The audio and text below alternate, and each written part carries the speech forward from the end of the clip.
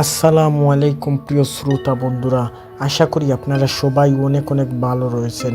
আজকে আমি আপনাদের মাঝে চমৎকার ভৌতিক একটি ঘটনা শেয়ার করব, যেই ঘটনাটি শুনলে আপনাদের গায়ের লোম দাঁড়িয়ে যেতে পারে। আপনারা যারা ভয় পান তারা অবশ্যই ভিডিওটা স্কিপ করে চলে যেতে পারেন, না হলে আপনারা অবশ্যই শেষ পর্যন্ত শুনবেন যে কি হয়েছিল ওই গ্রামে। আসুন আমরা বেশি কথা না বাড়িয়ে শুরু করি আজকের এপিসোডটা।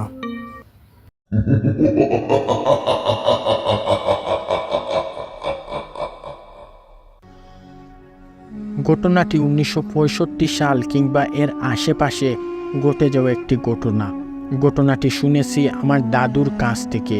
আমার দাদুর বয়স 90 বছর। আমার দাদু এই ঘটনাটির পুরাপুরি সাক্ষী। ঘটনাটি আমাদের গ্রামকে তছনছ করে দিয়েছিল। গ্রামের নাম বলতে পারবো না, তাই বলছি সময়টা বর্ষাকাল, চারিদিকে পানিতে ভরপুর। এই সময় গ্রামের মানুষেরা মাছ ধরতে পছন্দ করে। যে গ্রামকে ঘটনাটি হয়েছিল সেই গ্রামে থাকতেন আকা মিয়া মাছ ধরতে খুব ভালোবাসতেন। তার 10 বছর বয়সী একটা ছেলে ছিল, তার নাম ছিল আতাউর। তারা প্রায় প্রতি রাতেই মাছ ধরতে যেতেন। তিনি তার ছেলেকেও সাথে নিয়ে যেতেন। ঘটনাটি যেদিন থেকে শুরু সেদিন ছিল পূর্ণিমার রাত। চারিদিকে ছিল চাঁদের আলোয় আলোকিত ও তার ছেলে আতাউর পূর্বের বিলে মাছ ধরতে গিয়েছিল।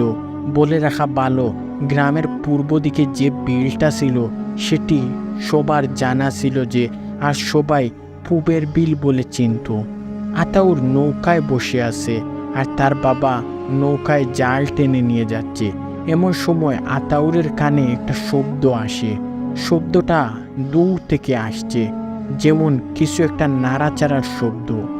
এই শব্দটা আসতে থাকে। আতাউর প্রথমে শব্দটা আমলে নেয়, কারণ তার বাবাই তো জাল টেনে যাচ্ছে, এখান থেকে হয়তো শব্দটা আসছে। কিন্তু পুনরায় সেই শব্দটা আবারও আসতে লাগলো। কিন্তু সে আবার বুঝতে পারে যে শব্দটা এবার অনেক দূর থেকে আসছে, অনেক কাছে থেকে আনলে যেমন কিছু একটা ধীরে ধীরে শোনা যাচ্ছে। তার মানে শব্দটা অনেক দূরের। সে তার বাবাকে বলল, বাবা, একটা শব্দ শুনতে পাচ্ছি, তুমি শব্দ শুনতে পাচ্ছ কি না? তার বাবা বলল, আমি তো পানি নাড়াচাড়া করছি আর সেখান থেকেই শব্দটা আসছে। আতাউর আর কোনো কথা বলল না। সে বেশ কিছু সময় এভাবেই কেটে যায়। এই সময়ের মধ্যে আতাউর তার জাল উঠিয়ে নিয়ে চলে আসতে যাবে, এমন সময় আবারও শোনা যায় সেই আগের শব্দটা। এবার বাবা ছেলে দুজনেই শুনতে পায়। শব্দটা তাদের দিকে এগিয়ে আসতে লাগলো। তারা পিছনের দিকে ঘুরে তাকায় আর দেখতে পায় এক বিবর্ণ দৃশ্য। তারা দেখে এক প্রাণী পানির উপর দিয়ে হেঁটে তাদের দিকে আসছে। আর একটু এগিয়ে আসলেই তারা দেখলো যে প্রাণীটির পিছনে আরও 4টি প্রাণী তাদের দিকে এগিয়ে আসতে লাগলে কিন্তু তাদের বয়ের চরম সীমায় পৌঁছে যায়। তখন তারা দেখে তারা যেগুলোকে প্রাণী ভেবেছিল এগুলো কোনো প্রাণী নয়, এগুলো মানুষের মতন আকৃতির। এজন্যই বলছি যে প্রাণী দেখতে একেবারে মানুষের মতন, তাদের চোখ নাক সব কিছু মানুষের মতন, কিন্তু তাদের ঠ্যাং অনেকটা বেশি বড় এবং তাদের হাতটা হাঁসের মতন ছিল এবং সেই পায়ে দাঁড়ানো বড় বড় নখ ফাটা মানুষের মতন। সবচেয়ে বেশি অবাক করা বিষয় হলো তাদের শরীরের চামড়াটা অনেকটা কোনো ব্যাঙের চামড়ার মতন। আর তারা 2 পা দিয়ে নয় বরং 4 পা দিয়ে হাঁটছে। এই জন্য দূর থেকে দেখলেই অনেকটা প্রাণীর মতন মনে হয়। গভীর রাত, শুনশান একটা খালের পানিতে নৌকার ওপর 2টি মানুষ আর সামনে বিলম্ব একটি প্রাণী। এমন পরিস্থিতিতে পৃথিবীর সবচেয়ে সাহসী মানুষও ভয় পেয়ে যাবে। এমন একটি পরিস্থিতির মুখোমুখি আতামিয়া ও আতাউর মারাত্মক ভয় পান। কি করা উচিত তারা ভেবে পাচ্ছেন না। তাদের দিকে এগিয়ে আসতে দেখে তারা তাড়াতাড়ি নৌকা বাড়ির দিকে লক্ষ্য করে বাইতে থাকেন এবং তীরে পৌঁছাতে হবে যে করে হোক। উপায় না পেয়ে নৌকার পিছন পিছন আসতে থাকে। তাদের নৌকার গতি ছিল অনেক সীমিত এবং আতাউর নিজের শক্তি দিয়ে নৌকা বাড়ির দিকে বাইতে থাকেন, কিন্তু বইটাগুলো গতির সামনে সেই নৌকার গতি কিছুই না। দূরে তীর দেখা যাচ্ছে, আর নৌকা ধরে ফেলবে কিছু একটা সময় হলে। এমন একটা অবস্থায় কিছুক্ষণ পর আতামিয়া তার ছেলেকে বলেন, আতাউর তুই লাফ দে। আতাউর ছোট মানুষ, কিছু না ভেবেই বাবা যা বলছে তাই মানতে বাধ্য হয়েছে। সে পানিতে লাফ দিয়েছে। বয়স কম হলেও গ্রামের ছেলে হওয়ায় সাঁতার ভালোই জানা ছিল। সে সাঁতরাতে শুরু করলো। আতাউর পানিতে ঝাঁপ দেওয়ার পর আতামিয়া দেখতে পায় যে পানিতে লাফ দে তাহলে সেও বাঁচতে পারবে না। বাবার জীবনের প্রত্যাহার সময় নিজের জীবনের বিনিময় হলেও চায় সন্তান ভালো থাকুক। এক্ষেত্রে আতাউর দাঁড়িয়ে রেখে বাঁচতে পারে না। আতাউর নিজের জীবনের ঝুঁকি নিলেন না। আতামিয়া নৌকা বাওয়া বন্ধ করে দিলেন। উপর থেকে যখন দেখলেন সেই অবয়বগুলো নৌকার কাছে চলে আসলে তখন তিনি জুড়ে জুড়ে আজান দিতে শুরু করেন আর বইটা দিয়ে অবয়বগুলোকে আঘাত করতে থাকেন। এদিকে আতাউর ততক্ষণে তীরে উঠে গেছে। তীরে উঠেই পিছন ফিরে তাকাতেই দেখে তার বাবাকে সেই অবয়বগুলো চারিদিক থেকে ঘেরাও করে দাঁড়িয়ে আছে। একটা অবয়ব তার দিকে তাকায়, মনে হয় তার উপর প্রচণ্ড রেগে আছে। অবয়বটা তীরের দিকে আসতে থাকে। আতাউর প্রচণ্ড ভয় পেয়ে এদিক সেদিক তাকিয়ে দৌড়াতে শুরু করে। কিছুক্ষণ পর সে পিছনে তাকিয়ে দেখে সেই অবয়বটা তীরে উঠে গেছে এবং তাকে তাড়া করছে। সে আবারও দৌড়াতে শুরু করে। কোন দিকে কখন দৌড়াচ্ছে তার কোনো কিছুই মনে নেই। দৌড়াতে দৌড়াতে কিছু একটার সাথে ধাক্কা খেয়ে মাটিতে পড়ে জ্ঞান হারিয়ে ফেলে যায়। সকালে যখন তার জ্ঞান ফিরে তখন সে একটা ধানের আইলেতে পড়ে আছে। ধীরে ধীরে সে বোঝার চেষ্টা করে যে সে কোথায় আছে। সে নিজেকে আবিষ্কার করে একটা বড় বিলের মাঝে। সে চিনতে পারে বিলটাকে। এটা তো পশ্চিম পাড়ার বড় বিলটা। গতকালের কথা মনে পড়ায় সে আবারও বাড়ির দিকে দৌড়াতে থাকে। সে বাড়িতে আসতেই দেখে বাড়িতে অনেক মানুষ। সে বাড়ির ভিতর প্রবেশ করে বলতে সবাই তাকে যে আতাউর ফিরে এসেছে। তার মা এসে তাকে জড়িয়ে ধরে। তখন তার বাবার কথা মনে পড়ে। বাড়িতে এদিক সেদিক অনেক মানুষ দেখতে পাচ্ছে, কিন্তু কোথাও তার বাবাকে দেখতে পাচ্ছে না। মাকে বাবার কথা জিজ্ঞেস করতেই তার মা কান্নায় ভেঙে পড়েন। সে দৌড়ে বাড়ির ভিতর প্রবেশ করতেই দেখে বাড়ির আঙ্গিনায় রাখা হয়েছে তার বাবার লাশ। পুরো শরীরটা কত বিক্ষত হয়ে গেছে। সে দেখেই জ্ঞান হারিয়ে ফেলায়। কিছু জায়গায় মাংস নেই, মনে হচ্ছে কেউ কুপড়ে নিয়েছে। আতাউর সবাই কাছে যায় এবং জানতে চায় যে কি হয়েছিল, রাতে তাদের সাথে কি ঘটেছিল। বলে সবাই জানতে চায় যে বাবাকে তারা কোথায় খুঁজে পেল। একজন জানায় যে সারা রাত তোমরা যখন বাসায় ফিরোনি তখন তোমার মা আমাদের কাছে এসে বলেছিল তোমাদেরকে একটু খুঁজে দেওয়ার অনুরোধ করে। আমরা কয়েকজন খুঁজতে খুঁজতে খালের ধারে এগিয়ে যেতেই দেখি তোমার বাবা রক্তাক্ত অবস্থায় নৌকার উপর পড়ে আছে এবং তুমি সেখানে নেই। আমরা সবাই তোমার বাবাকে দৌড়াদৌড়ি করে বাসায় নিয়ে আসি, আর তোমাকে খুঁজতে যাব। এমন সময় তুমি বাসায় ফিরে আসো। সবাই মিলে আতামিয়াকে জানাজার পড়ার পর খবর দেয়। ঘটনাটি গ্রামে ছড়িয়ে পড়ে, গ্রামে আতঙ্ক ছড়িয়ে পড়ে। সবাই রাতে মাছ ধরতে যাওয়া বন্ধ করে দেয়। কিন্তু তারা কি জানতো সবেমাত্র শুরু হয়েছে ঘটনাটা। মৃত্যুর তাণ্ডব শুরু হতে যাচ্ছে গ্রামটিতে। কিছুদিন পরের ঘটনা, বর্ষাকালের ঘটনা। গ্রাম সকাল থেকে বৃষ্টি হচ্ছে। মাঝে মাঝে দুই একবার বৃষ্টি থামলেও আকাশ থেকে মেঘের দোলগুলো সরে যায়নি। সেদিন কারো কোনো কাজ ছিল না। গ্রাম অঞ্চলে বৃষ্টির দিনে কারো কোনো কাজ থাকে না।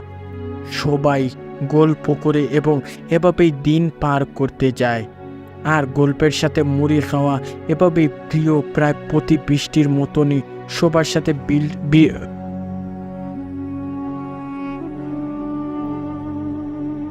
গল্পের সাথে মুড়ি খাওয়া সবারই প্রিয়। প্রায় প্রতিদিনই বৃষ্টির মতন সবাই সবার সাথে গল্প করছিল। নিয়ামত সাহেব এই গ্রামের মাতবর। তিনি এমন সময় তার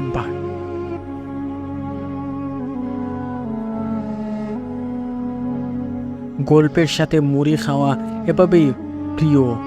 প্রায় প্রতিদিনই বৃষ্টির মতন সবার সাথে গল্প করছিলেন নিয়ামত সাহেব। এই গ্রামের মাতবর তিনি। এমন সময় তার বাড়িতে তার চাকর হাঁপাতে হাঁপাতে ছুটে আসে। নিয়ামত সাহেব জিজ্ঞেস করেন, কিরে লতিফ, কি হয়েছে? লতিফ বলে, সর্বনাশ হয়ে গেছে সাহেব, আমাদের সাদা গাভীটাকে খুঁজে পাওয়া যাচ্ছে না। খবর শুনে নিয়ামত সাহেব বেশ রেগে গেলেন। রাগী শুনে বললেন, খুঁজে পাওয়া যাচ্ছে না মানে? গাভীটা কোথায় গেল? লতিফ বলল, আমি গোয়াল ঘরে খাবার দিতে গিয়ে দেখি অন্য সব গরু থাকলেও সাদা গাভীটা নেই। কথাটা শুনে নিয়ামত সাহেব লতিফকে অনেক বকাঝোকা করেন এবং বকাঝোকা শেষে লতিফকে গরুটা খুঁজতে যেতে বললেন। ততক্ষণে বিকাল পেরিয়ে সন্ধ্যা নেমেছে।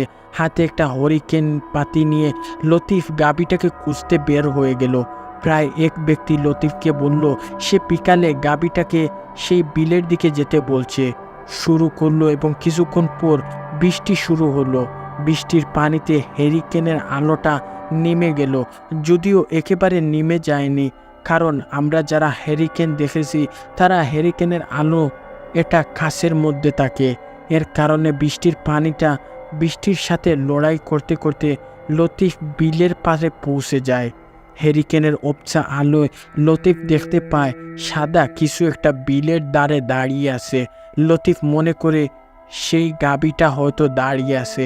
লতিফ সেদিকে এগোতেই তাকে আস্তে আস্তে কাছে চলে যায়। হঠাৎ করেই একটা হাওয়া হরিকেনের আলোটাকে একেবারে নিভিয়ে দেয়। চারিদিকে তখন অন্ধকারে বিচ্ছন্ন, কোনো কমেনি, তবে মাঝে মাঝে বিদ্যুৎ চমকাচ্ছে।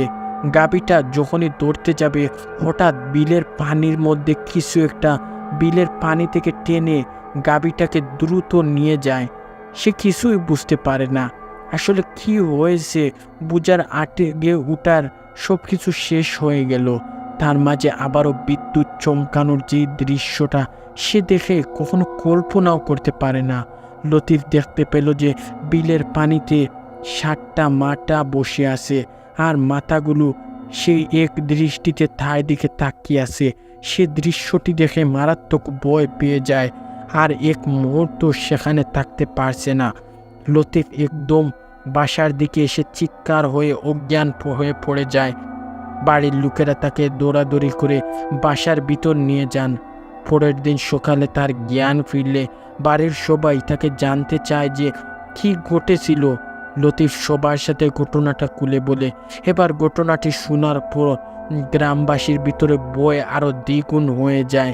লতিফের কথা শুনে নিয়ামত সাহেব কিছু লোক নিয়ে বিলের পাশে যান গাভীটাকে খুঁজতে। গিয়ে দেখা মিলে এক হৃদয় বিদারক দৃশ্য। তিনি দেখেন মাথাবিহীন দেহ পড়ে আছে খালের পাশে। মাথাটাকে টেনে হিজড়ে কিছু একটা মনে হয়ে নিয়ে গেছে। আর এদিকে ঘটনা গ্রামবাসীর মনে চরমভাবে বল সঞ্চয় করছে। তাই গ্রামবাসী এক প্রকার বিলটাকে মাছ ধরা বন্ধ করে দেন। আর এরই মাঝে চলে যায় বেশ কয়েকটি মাস। একজন লোক ছিল, সালমাত নামের একটা লোক, বিয়ের উপযুক্ত ছেলে ছিল। তার নাম কুদ্দুস। কুদ্দুসের বিয়ে ঠিক করা হয় সেই গ্রামের 3 থেকে 4টা গ্রাম পড়ে একটা আবুল সাহেবের মেয়ের সাথে। একদিন ভালো দিন দেখে বিয়ে দেওয়া হয়। এই ঘটনাটির পরে 15 দিন পরে সেদিন আবুল সাহেব মেয়েকে দেখার খুব ইচ্ছা পোষণ করেছিলেন। তাই আবুল সাহেব সিদ্ধান্ত নেন যে মেয়েকে দেখতে মেয়ের বাসাতে যাবেন বলে চিন্তা করছিলেন। এবং চিন্তার এক পর্যায়ে বিকালে আবুল সাহেব তার ছোট ভাইকে সঙ্গে নিয়ে মেয়ের বাসার উদ্দেশ্যে রওনা দেন। সঙ্গে ছিল মিষ্টির ফুল, আরও অনেক কিছু। যখন যাতায়াত ব্যবস্থা সম্পর্কে আমরা সবাই কম বেশি জানি, তখন পায়ে হেঁটে চলাফেরা একমাত্র মাধ্যম। যখন আবুল সাহেব মেয়ের গ্রামে প্রবেশ করেন তখন রাত প্রায় 10টা। তারা সেই বিলের পাশ দিয়ে যাচ্ছিল। এমন সময় তাদের কানে বাড়ে খসখস করার কিছু একটা শব্দ আসতে থাকে। প্রথম দিকে তারা এটা গুরুত্ব দেয়নি, তবে ক্রমাগত শব্দটা বাড়তে থাকে। তাদের কাছে শব্দটা এক ধরনের আতঙ্ক হয়ে যায়। আকাশের হালকা চাঁদের আলো ছিল, তাদের মোটামুটি স্পষ্ট দেখা দিচ্ছিল। হঠাৎ করে পানির নাড়াচাড়ার শব্দ বন্ধ হয়ে যায়। শুরু হয়ে যায় নতুন এক সবজির শব্দ।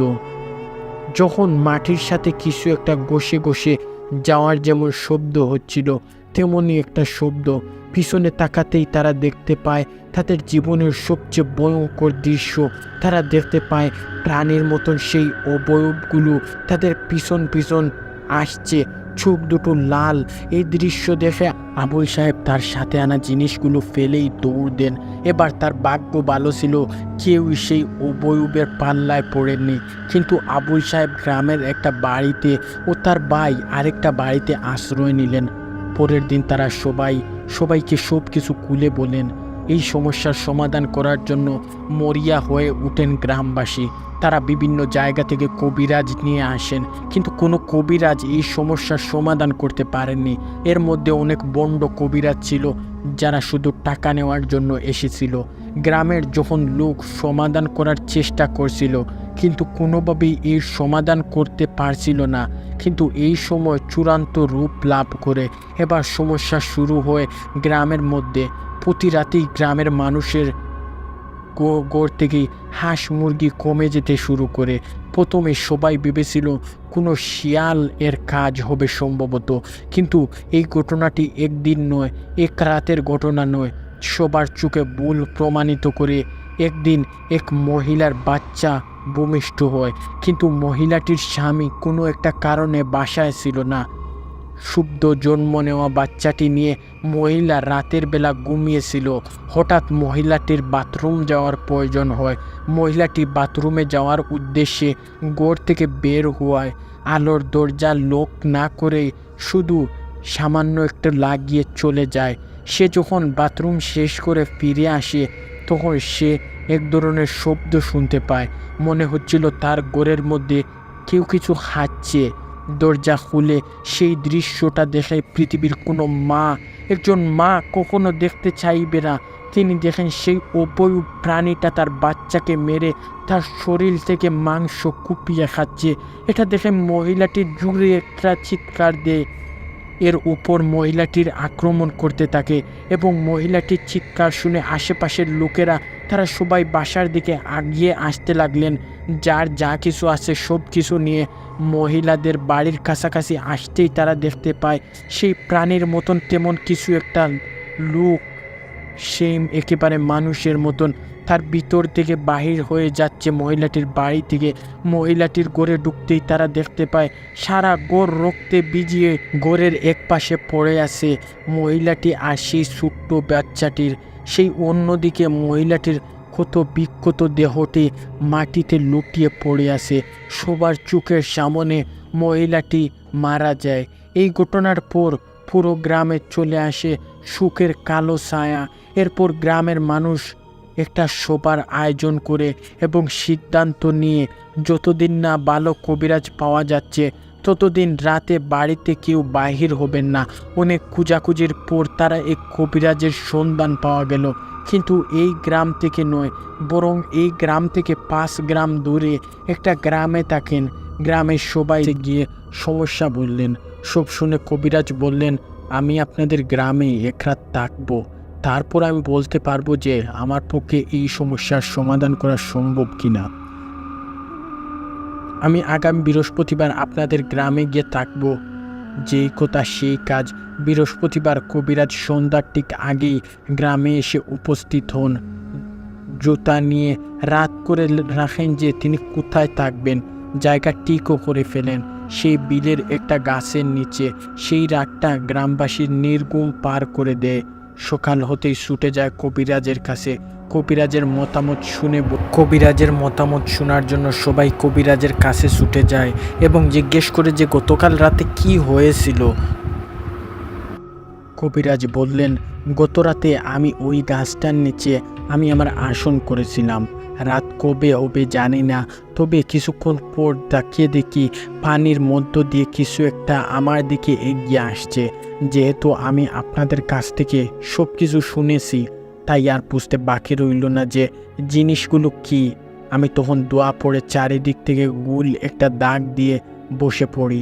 একে একে জিনিসগুলো পানি থেকে উঠে আমার দিকে 7টা প্রাণ চারিদিক থেকে ঘিরাও করে ফেলে, কিন্তু গোল দাগের কারণে আমার কাছে আসতে পারছিল না। কিন্তু এক গ্রামবাসী প্রশ্ন করলো, ওই জিনিসগুলো কি? কবিরাজ সাহেব তখন বললেন যে ভয়ঙ্কর একটা প্রাণী যাদের মধ্যে ভালো মন্দ জ্ঞান করার কোনো শক্তি নেই। তখন তারা বললেন, এখন আমাদের কি করা উচিত? গ্রামের মাতব্বর তিনি জানতে চাইলেন যে কবিরাজ বললেন, আমরা কিছুই করতে পারবো না, এরা অনেক শক্তিশালী জিন যারা আল্লাহকে ভয় করে না। এক কথায় এরা কাফের জিন, এদের বিরুদ্ধে কিছু একটা করতে গেলে এর বিপরীত হতে পারে। কবিরাজ গ্রামবাসীকে বললেন যে ভয়ঙ্কর ভয় পেতে শুরু করলেন গ্রামবাসী।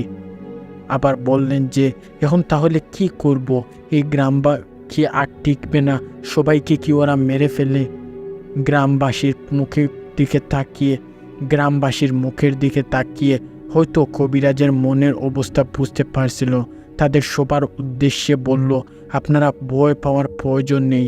সেই জিনগুলো এক জায়গায় বেশি দিন থাকে না, আর কিছুদিনের মধ্যেই এরা আপনাদের গ্রাম ছেড়ে চলে যাবে, কারণ এদেরকে অনেক দিন হয়ে গেছে এখানে। তাই আরও 3 দশকের মধ্যে সমাধান হয়ে যাবে, আশা করি সমস্যার সমাধান হয়ে যাবে। এটা শুনে গ্রামবাসীর দেহে প্রাণ ফিরে এলো। অবশেষে কবিরাজের কথা সত্যি হলো। 11 দিন পর সব সমস্যার সমাধান হয়ে গেল। প্রিয় লিসেনার্স, এই ঘটনাটি এখানেই শেষ হয়ে যায়। আশা করি এই ঘটনাটি আপনাদের ভালো লেগেছে। যদি এই ঘটনাটি আপনাদের ভালো লেগে থাকে তাহলে লাইক, কমেন্ট, শেয়ার এবং সাবস্ক্রাইব করতে ভুলবেন না। এবং কেমন উপভোগ করলেন ঘটনাটা অবশ্যই কমেন্ট করে জানাবেন। আপনাদের কমেন্টের অপেক্ষায় রইলাম। আসুন আমরা পরবর্তী ঘটনায় ফিরে যাই।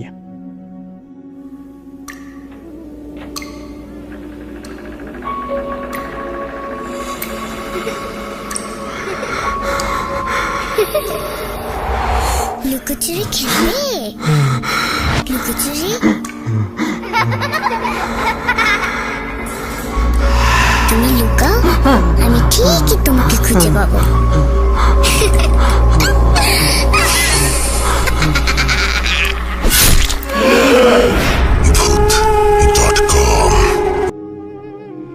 আমার নাম আয়েশা। আমি আজ আমাদের গ্রামের বাড়ি নিয়ে কিছু ঘটে যাওয়া অলৌকিক ঘটনা আপনাদের সাথে শেয়ার করব। ঠিকানাটা দিলাম না শুধুমাত্র নিরাপত্তার কারণে। ঘটনাগুলো আমার আম্মুর মুখ থেকে শোনা। আমি প্রায় সময় আম্মুকে বলি, আমরা গ্রামের বাড়িতে যাই না কেন, ওইখানে তো আমাদের অনেক সুন্দর একটি বাড়ি আছে। তখন আম্মু আমাকে পুরো ঘটনাটা বুঝিয়ে বললেন, অর্থাৎ আমাদের বাড়ি না যাওয়ার পিছনে কোনো এক আমাদের আত্মীয়ের লোভ, হিংসা, এই সমস্ত জিনিসই দায়ী।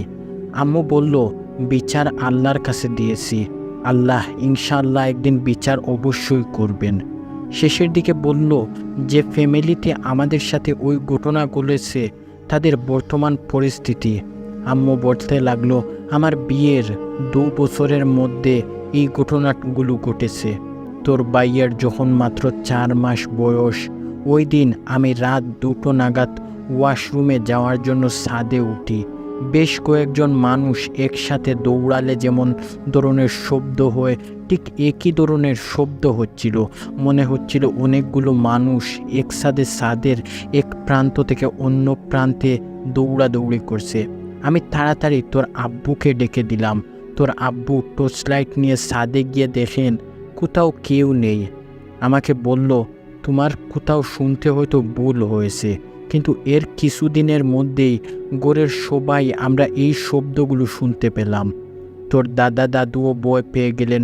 হঠাৎ করেই কয়েকদিনের মধ্যেই তোর দাদা খুব অসুস্থ হয়ে পড়ল। এত চিৎকার, ডাক্তার, সব কিছু দেখানোর পর কোনো লাভ হলো না। মাত্র 4 দিনের মাথায় অনেক জ্বর ছিল তোর দাদার, ওনার মৃত্যু হয়। কোনো কিছু বোঝার আগেই হঠাৎ করেই দেখলাম তোর দাদু বেশ অসুস্থ হয়ে পড়েছেন। সারাদিন উনি বলতেন ওনার খুব ক্লান্ত লাগছে। ডাক্তার দেখানোর পরও কোনো রকমের রোগ পাওয়া গেল না। এরই মাঝে উনি আরেকটা কথা বলতেন, প্রায় সময় উনার নাকি রুমে খুব ভয় লাগে। উনার শুধুই মনে হয় উনার হাটের নিচে কেউ একজন আছে যে ভিন্ন ভিন্ন সময়ে ভিন্ন শব্দ করে। তোর আব্বু অবশ্য এগুলো খুব একটা মনোযোগ দিয়ে শুনতো না। কিছুদিনের মধ্যে উনার অনেক জ্বর আসলো। সারাদিন মাথায় পানি দেওয়া, গা মুছানো, ওষুধ খাওয়ানো, সব কিছু করার পরও উনি ভালো হচ্ছিলেন না। তোর আব্বু খুব পেরেশান হয়ে গেলেন যে এই ছোট্ট কারণে তোর আব্বুর সাথে আমার খুব ঝগড়া লাগতো। পরে আমরা নিজেরাই বুঝতাম এত অল্প জিনিস নিয়ে আমরা কেন ঝগড়া করছি। এসব কিছুদিনের মধ্যেই একটা জিনিস আমরা কেউই ছাড়িনি। তোর আব্বু আর আমি 5 ওয়াক্ত নামাজ পড়া, কুরআন তিলাওয়াত করা এসব কিছু করতাম। পরে রাতে আমি আমার ভুলের ক্ষমা চেয়ে নিতাম তোর আব্বুর কাছ থেকে। তোর আব্বু আমার সাথে বলতো এবং আমিও একটি বেশি বাড়াবাড়ি করে ফেলছি। জানি না তখন কেন কথাগুলো বুঝতে পারছিলাম না, কেন জানি কোনো কারণ ছাড়াই মনটা খারাপ থাকতো। এরই মধ্যে তোর বড় ভাইয়ের সাথে ঘটে যাওয়া এক অদ্ভুত ধরনের জিনিসপত্র আমি দেখলাম, জিনিস লক্ষ্য করলাম যে তোর বড় ভাইকে যখন আমি বিছানায় ঘুম পাড়িয়ে রেখে যেতাম, একটু পর ওর কান্না শব্দ পেতাম ছাদ থেকে।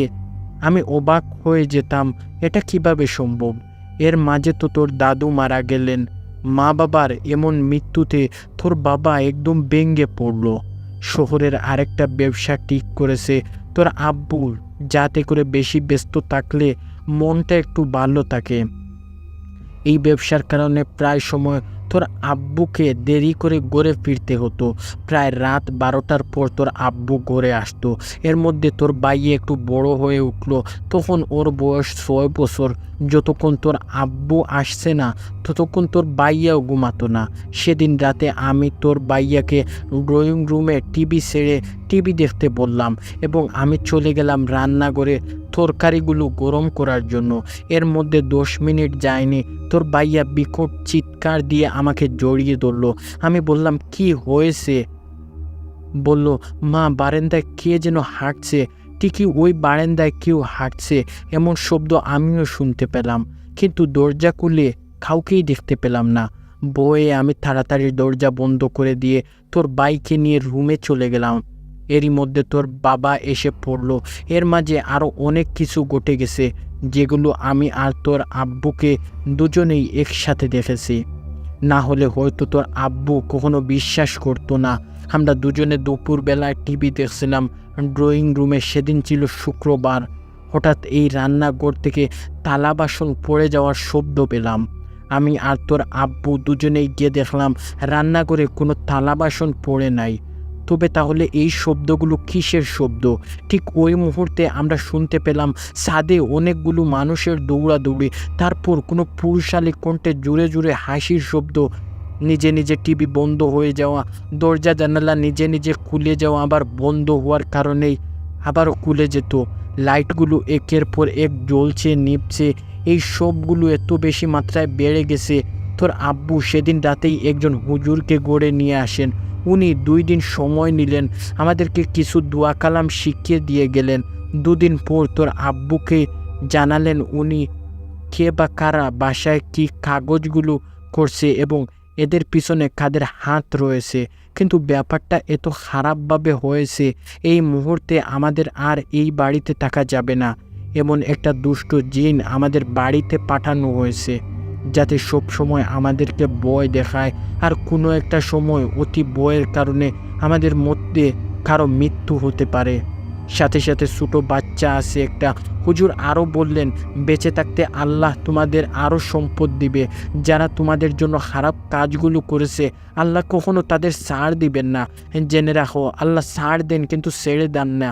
নিশ্চয়ই আল্লাহ পাকরাও অনেক কঠিন। সূরা আল বুরুজ।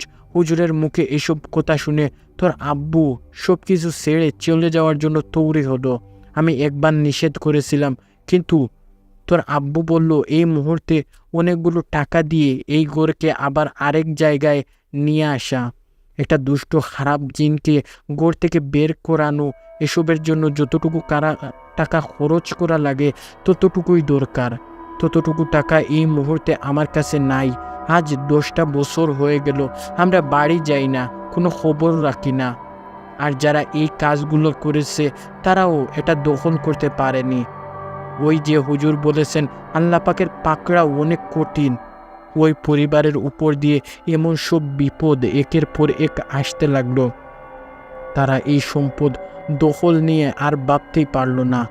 তার উপর যে দুষ্ট জিন ওই ঘরে প্রবেশ করানো হয়েছে, সেই দুষ্ট জিনকে তারা আর বসে আনতে পারল না।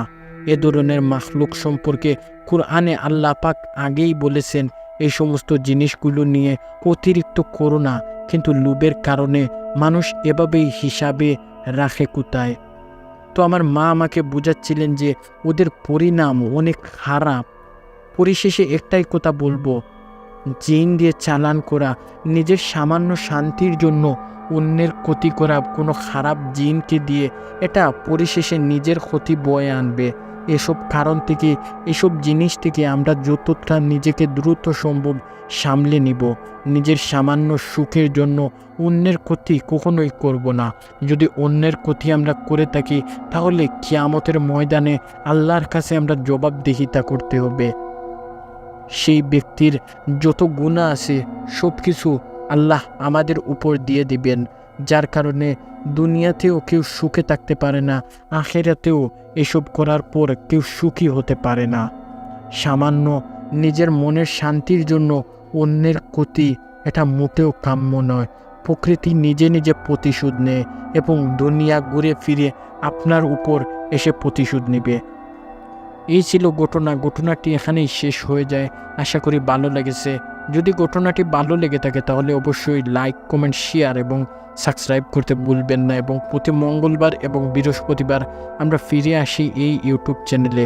তাই নতুন নতুন ভৌতিক ভয়ঙ্কর ঘটনাগুলো শোনার জন্য আপনারা আমাদের এই ছোট্ট ইউটিউব চ্যানেলটি অবশ্যই সাবস্ক্রাইব করবেন।